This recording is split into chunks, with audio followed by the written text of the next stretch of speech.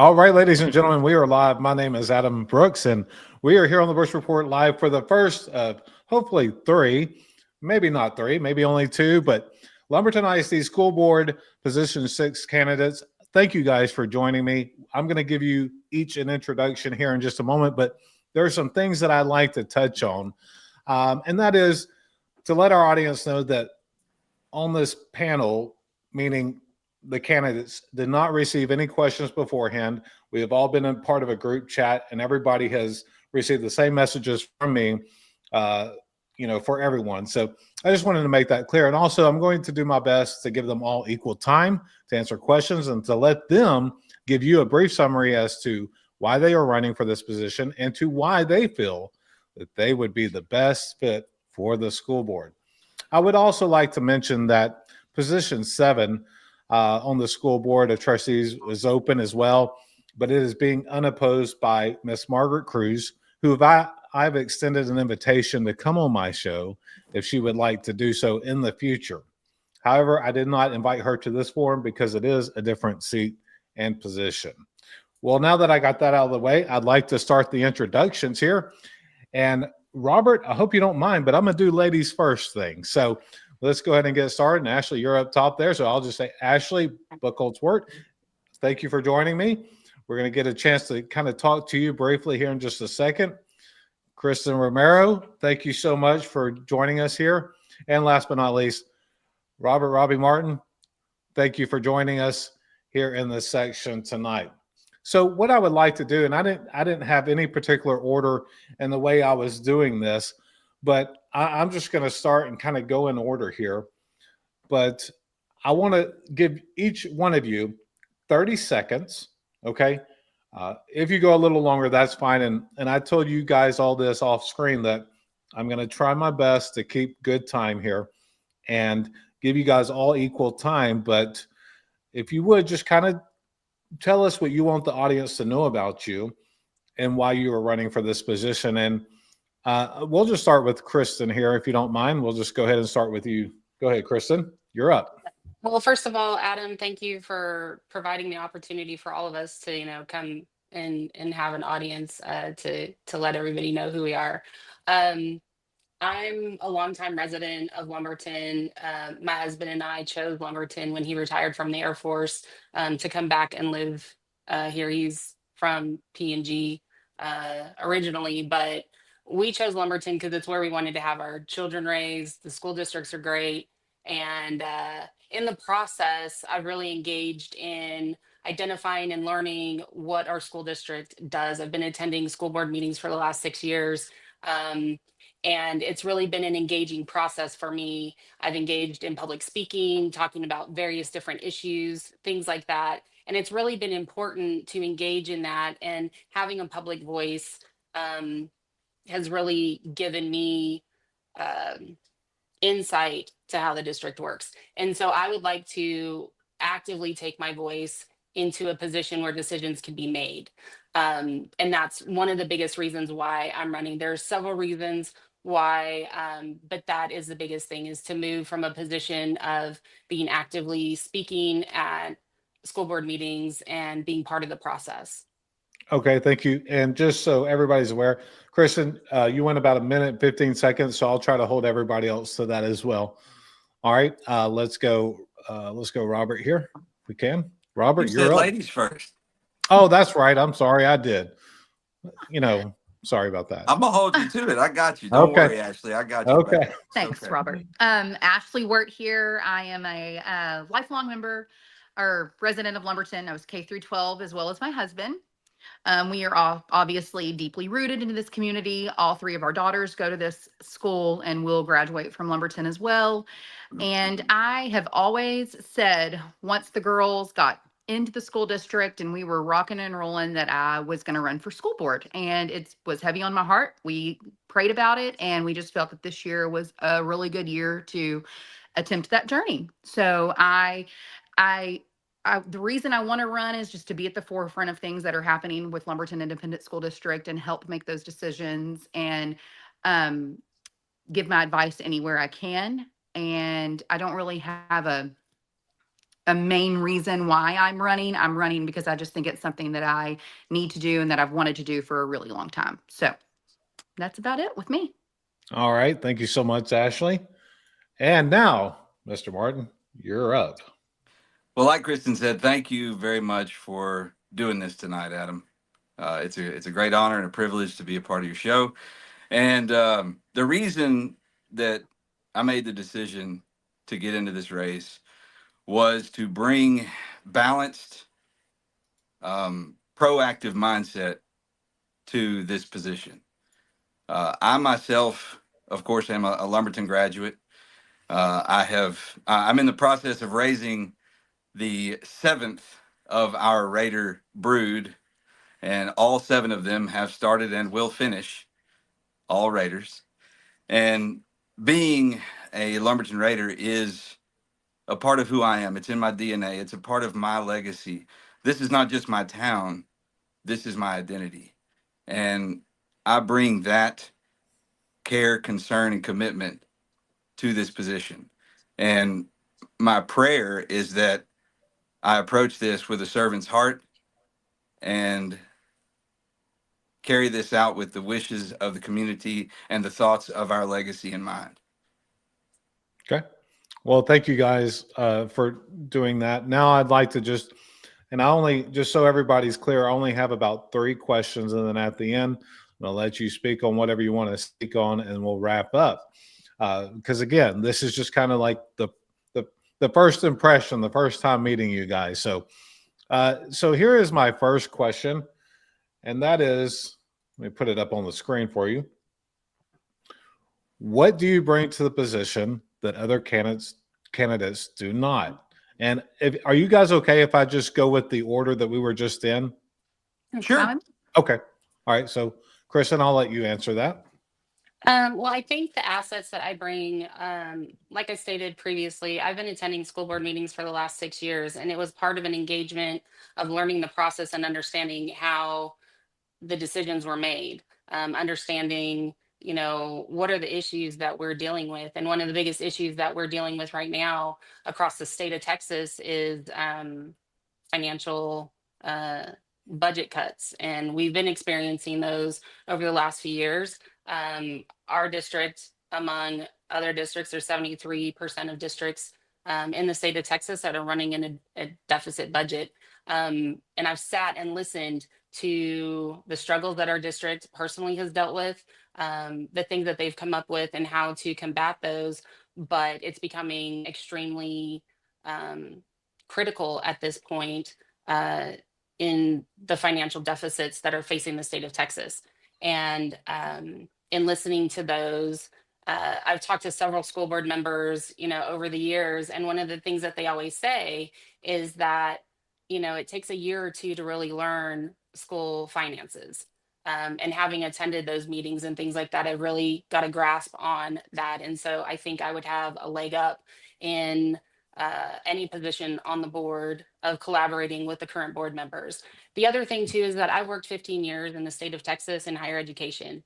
And I started out in financial aid. I worked 10 years in disability services. And the position I currently hold requires that I have 2 state certifications in understanding school finances, how state funds are allocated and how we're allowed to spend those. So I have a solid foundation of that. I'm level-headed. Thank you, Kristen. I don't mean to cut you off. No, absolutely. No, I just want to be fair to everyone, and we're going to give some time to the end to kind of really go in more depth. And I have a few more questions, and you're almost answering some of those other questions. So I appreciate it. I'm going to go ahead and move on to Ashley. And Ashley, if you don't mind, I'll just re-ask the question, and that is, what do you bring to the position that the other candidates do not? What I think I'm bringing to the table is a lot of knowledge about our town, of knowledge about our community. I work in finance, so the finance is a big part of what I want to get in here for. As Kristen said, we're working on a deficit budget, and I would really like to understand more about why we are, and why our teachers and why our students' recreational activities are taking cuts, and why we're having to work on a budget and starting out in a deficit budget this year. I hear a lot of talk in the community on things. And I understand being on the school board, I'm not going to get in there and make everything better. Like I understand that, but I do think I have a lot of knowledge and know a lot of people and be able to have answer the correct questions, ask the correct questions, why things are being done. Hopefully get more people involved in this. I might have not have attended a lot of school board meetings, but I have been on certain committees with all three of my girls' schools, which they are all at different schools.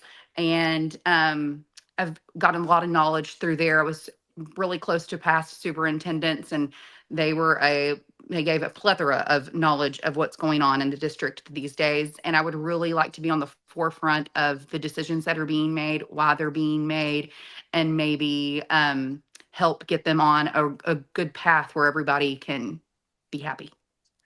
All right. Thank you so much, Ashley. Mr. Martin, I'm just going to repeat the question. What do you bring to the position that the other candidates do not? Well, I like the question.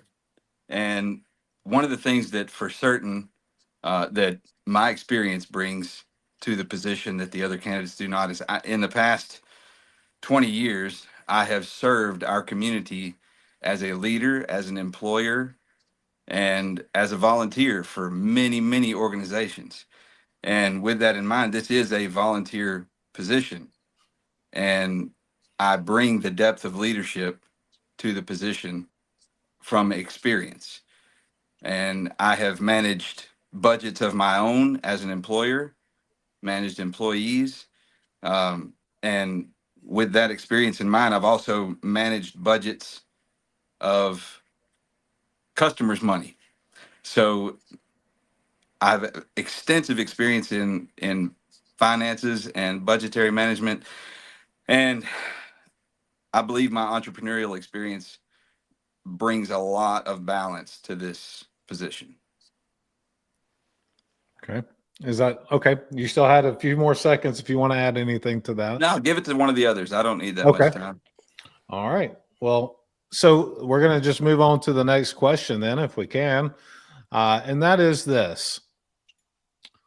If you were to grade the current school board on effectiveness, transparency, and decision-making, what number would you give them? And this is just a kind of a 1 through 10. If you'd like to offer an explanation with that, you may do so as well. And Kristen, we'll just start with you. I think I would give a solid 8. I think there's always room for improvement, so I don't think anybody's ever going to get a 10 out of 10. The one thing that I have learned in watching and attending the school board meetings is that there's a lot of things that are discussed ahead of time. If you go to budget meetings, if you go to community workshops, different things that the district has put in over the years. One of my biggest complaints when I first started was that there wasn't enough transparency. And it was for my lack of not understanding and knowing what they actually did. And so I really have to give our school board a high rating just for the fact that I listen to the discussions that they have. They are very conscious of how we're spending our money, what we're doing to impact not just certain groups of our students, but all of our students. And so I would give them a solid 8. All righty. Thank you so much. Ashley, I'll just repeat the question. If you were to grade the current school board on effectiveness, transparency, and decision-making, what number would you give them, 1 through 10? I'm right there with an 8. Anytime that I've seen any questions asked, anything posted on social media, the school board members are so effective in being able to tell these people where this is at, where they can look it up. It's public knowledge. They've been very transparent. I've really had no issues with it at all. The reason that I'm getting behind this is just trying to make it better. But I agree with Kristen. They've been really good, especially the last few years, in my opinion, of really letting people know and learn about what they do as a board and what it entails. All right. Thank you so much. And Mr. Martin, just going to I'm going repeat to be the oddball. Okay, go ahead. I'm going to give him a 10, and here's why. This is a voluntary position. None of these people are paid. None of these people had experience as board members before they entered the position. They had to be educated and trained. They do this of their own free will with no compensation whatsoever. Not only do they not get compensation, but they're scrutinized with every decision. they put their heart into this. They give more than what would seem necessary of their time. And I can't thank them enough. I admire the level of commitment that it takes to do this job. And yes, they've been very transparent. I appreciate that. That is very true. But something I've noticed is it is an utterly thankless job.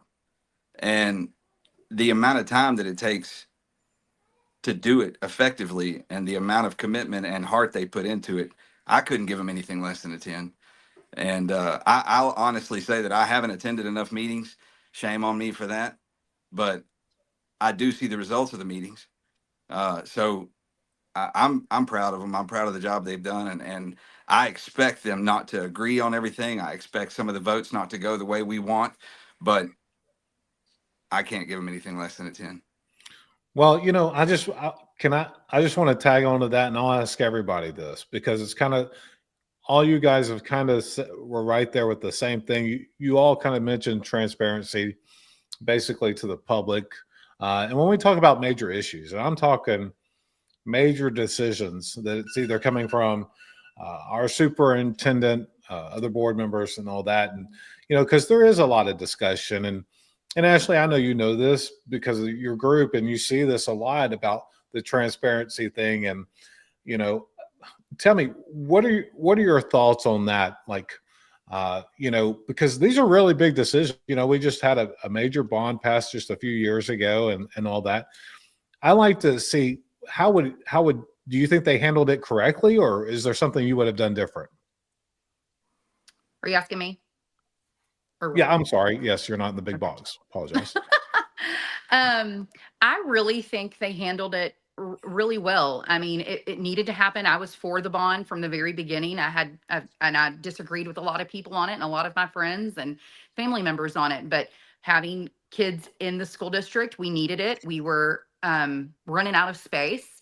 And I saw that firsthand volunteering at the school. And if a teacher wasn't there and they didn't have a teacher to cover, kids were in the commons or the cafeteria because there wasn't any other room for them to go to, or another teacher couldn't get to them, or they didn't have a staff member to take care of them. And I think that opening up the bond and, doing all of the extra incentives to make that happen and what was done, I think it's bringing more teachers to Lumberton and will help us much better in the future for any of those things that were happening before the bond. Like, I'd much rather what's happening now than our kids being metal buildings outside. So, and I think that's where we were headed if that bond wouldn't have passed.